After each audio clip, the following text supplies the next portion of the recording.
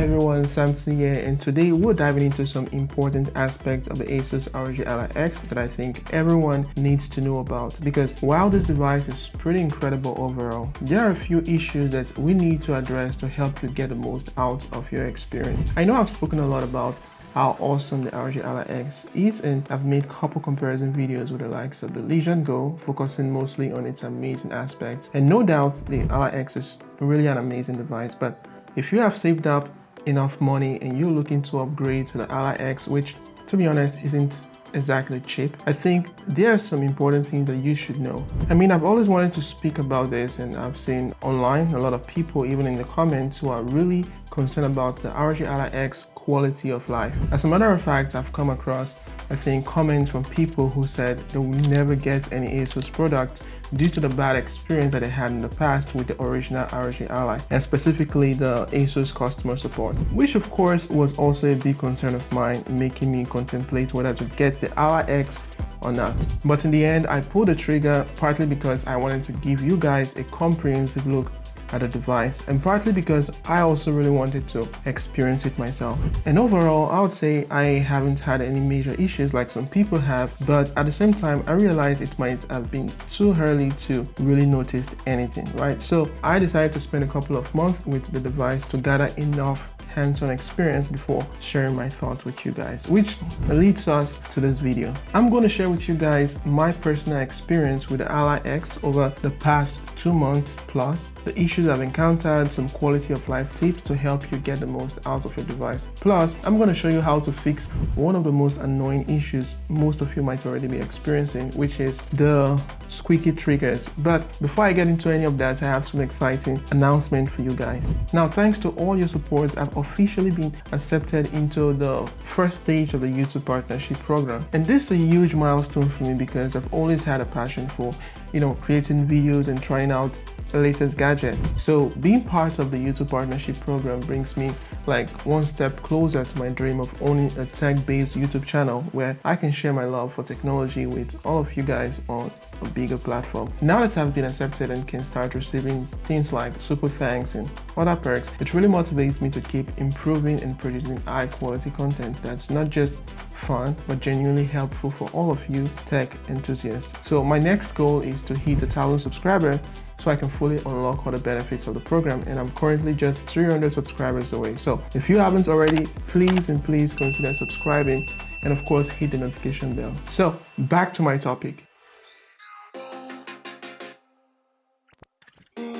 Now let's be real, when you first get your hands on a new gadget, especially something as exciting as the ROG Ally X, everything feels perfect. You're in what I'll call the honeymoon phase, just like in a physical relationship. No issues, just pure gaming bliss, right? And this phase is usually intensified by how the device was marketed, especially after watching, let's say, positive review videos by YouTubers that mostly focuses on the great aspects of the product. But as time goes on, the honeymoon phase starts to fade, and like with any device, you might begin to notice a few minor or even major issues that are just coming up. Now, don't get me wrong, I'm not here to say that I regret buying the Ally X. In fact, it's quite the opposite. I'm honestly still thrilled with my purchase. I think ASUS really knocked it out of the park with this refresh, especially when it comes to the two most important factors, the battery life and the performance. For that alone, I might want to say the Ally X is a great device, but I understand that the idea of a device being great or perfect is highly subjective, because what might be a deal breaker for one person could be, I would say, a minor inconvenience for someone else. For me, it would have been awesome if it had an OLED screen or a slightly bigger display, and sure, a built-in stand would have been the icing on the cake. But even without those features, I still think the ASUS ROG Ally X is a fantastic device, and I absolutely recommend it to anyone looking for a high-quality handheld gaming experience. And speaking about minor inconveniences, I noticed from day one when I purchased my unit that it came with this squeaky right trigger, which for the first time I thought maybe I was just unlucky to get one of these issues, right? But after seeing people having other issues relating to the vibration motor, loud fan noise, overheating and so on, I realized having just a squeaky trigger isn't so bad after all, especially knowing that it can be easily fixed. Initially, I actually thought about sending it back to ASUS, and I even reached out to them because I was more concerned about, voiding the warranty if I open it up, right? And to my surprise, they were really helpful and said I could actually return it and they will send me a new one. But the problem was that at the time, they were completely sold out and I would have had to wait a month or even longer until new units were in stock. To be fair, the squeaky trigger actually didn't affect the device's functionality. The triggers still worked perfectly, but at night when everyone is asleep and I'm awake using the device, that's when the squeakiness becomes really audible. And it was actually annoying sometimes because, then I started to think that if I've spent so much on a premium device, I expect everything to feel high quality right out of the box, right? Another thing that had me really concerned was the resale value. Whenever I invest in an expensive device like this, I always keep in mind that down the road, when I want to upgrade to the latest model, I can simply sell the current one and add a little extra to get the new version. But the thing is that with a device like the ASUS ROG Ally X, any mistake made during an attempt to fix an issue could significantly reduce its resale value. Even though I haven't experienced some of the other issues others might be having on their Ally X, I think most of those seems to be software related and could likely be fixed with, let's say, an update from ASUS. But as far as hardware goes, I feel the only standout issue with the Ally X is the squeaky triggers. And honestly, that speaks volume about ASUS's lack of quality control, especially considering they shipped it out without properly addressing such simple issues, right?